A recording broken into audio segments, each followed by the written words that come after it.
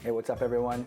Welcome to episode 4 of Office Hour with your therapist. I am your host Cam from Therapy Redeemed. Today we're going to check in on 4 levels of adaptive functioning, looking at caregiver environment. So we have the child, we have the adoptee. We're looking at now, here in this video, their environment, the world in which they live, their family system. What's a day in the life like for this child when I look not at the child specifically, but their caregivers, the relationships out there, the problem-solving strategies being used, environment, okay? I'm pulling from DC 0 to 5. This is really a diagnostic classification system for children, early in development for children and their caregivers. So we're looking at 4 levels here to check in. I'm just going to describe the names that they use for them and maybe a little description, and then you get to decide, hey, does that fit for us? And if so, what are some next steps we can take? Again, I don't want to pathologize here. I don't want to say if you're this level or that level, like you're a bad person or I'm blaming you or anything. This is just for you to kind of check in. Hey, where are we at? And maybe we could use some help, and that's okay. Help is normal. It is normal to ask for help. So here we go. Level 1, well adapted to good enough. Okay. Every relationship has ups and downs. That is, right out the gate, we got to really recognize that. So again, we're not pathologizing here. Caregivers have a solid repertoire of problem-solving strategies that they generally deploy successfully, and the infant/young child typically shows comfort and ease in interacting with the different caregivers, switching from one to the other according to the demands of the situation. That's a really long sentence, right? But essentially, in between caregivers, the child senses a regularity, a consistency. The message with caregiver A is the same as much as message of caregiver B. They're the same essentially, and I can kind of expect the same kind of attunement from either one. They are helping me regulate my emotions and giving me that comfort and closeness and facilitating my engagement and exploration. It's mutually satisfying for everyone. That's level 1, well adapted to good enough. And actually, even just reading that reminds me of Circle of Security Parenting. You'll see one of their videos, Circle of Security International.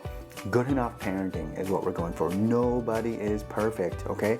We're going for progression, not perfection, growth, just doing the best that we can, but really checking in on the environment for the child, okay? Level 2, strained to concerning caregiving environments.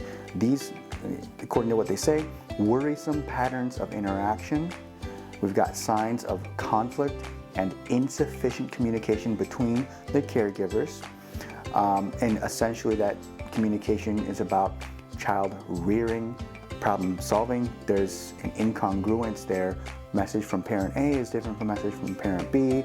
That's a little stressful because I don't know exactly what to expect from who and when. Because of that environment, the child responds with distress, tension, and uncertainty in how to negotiate those interactions with different caregivers. Okay, so that is strained to concerning. We want to check in on that, and sometimes that could just be a matter of, mom and dad or caregivers, you all get to decide what is our message going to be. And when we decide that, make sure that we employ that on a regular basis, kind of no matter what, right? And like I said, good enough is good enough. That's what we're aiming for here. Level 3, remember there are 4 levels, so level 3, compromised to disturbed caregiving environment. Here they use this idea of like clinical range, which I think in the past I've used the term about like significant impairment. But again, this might be bumping us into that sense of urgency that, wow, we might want to invite someone into our family system here to take a peek around and facilitate some conversation to see how we can maybe resolve some ideas, some values, some beliefs here to get us back on track in making a positive, safe, regular environment for our child. Compromised to disturbed. In this environment, we have the risk to the infant or the young child, a risk to their safety, persistent distress, risk for subsequent problems, or current serious functional impairment. And again, functional impairment. Am I able to engage in my relationships in a regular way on a daily basis? Tasks, developmental tasks, functional impairment. Here, I think the main idea that sticks out to me is that problem with the caregiver's emotional availability. I really appreciate this language in this particular context, not necessarily because it's going to blame a caregiver, but it's going to take some of that pressure off the child. Because sometimes when a family comes into the clinic, yes, maybe the child has some lagging skills, but a few sessions, we kind of start to figure out, there's some responsibilities and patterns and interactions that the caregivers can attend to as well. And we might kind of pull them into this work because they're involved. And I really strongly recommend parent involvement just in general. But when we start seeing these types of interactions with caregivers, yes, it's totally appropriate to start looking around and maybe working on some skills together, okay? So if a caregiver has a struggle to remain emotionally available, it is time and it is appropriate to receive some help and some support for that. And no blame, no shame. That's actually a sign of strength that you would say, wow, I need some help. Can you help me? Let's work together, okay? Level 4, the last one here.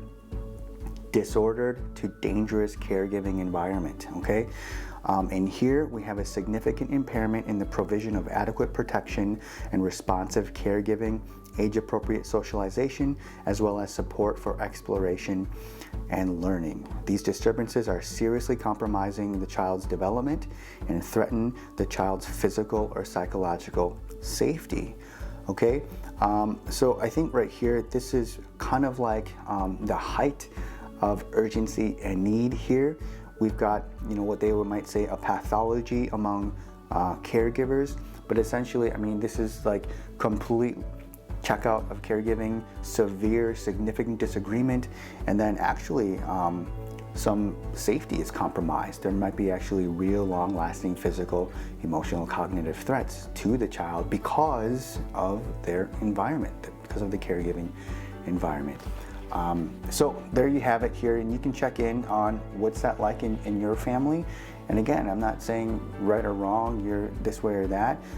This is just an assessment for you, just to be aware of what's the environment that we're creating and pursuing for our child and our family together. 4 levels there: well adapted to good enough, strained to concerning, compromised to disturbed, and disordered to dangerous. Awesome. Thank you so much for tuning in today. If you've got more questions about this particular subject, feel free to leave your question in the comment below or DM me. And if I can, I'll get to those as we move forward. If you have a question in general, remember you can always ask one through the link in my bio, or even just send me a message, and if I can get to it at a future office hour, I will. Again, as last time, thank you to the wonderful, generous donors for Office Hour with Your Therapist. I just so appreciate your help as I try to provide these just little short videos for the community, and every little bit makes a difference. So really thank you for that. Okay, thank you so much, you all, for joining me today. I will see you next week. Okay, bye-bye.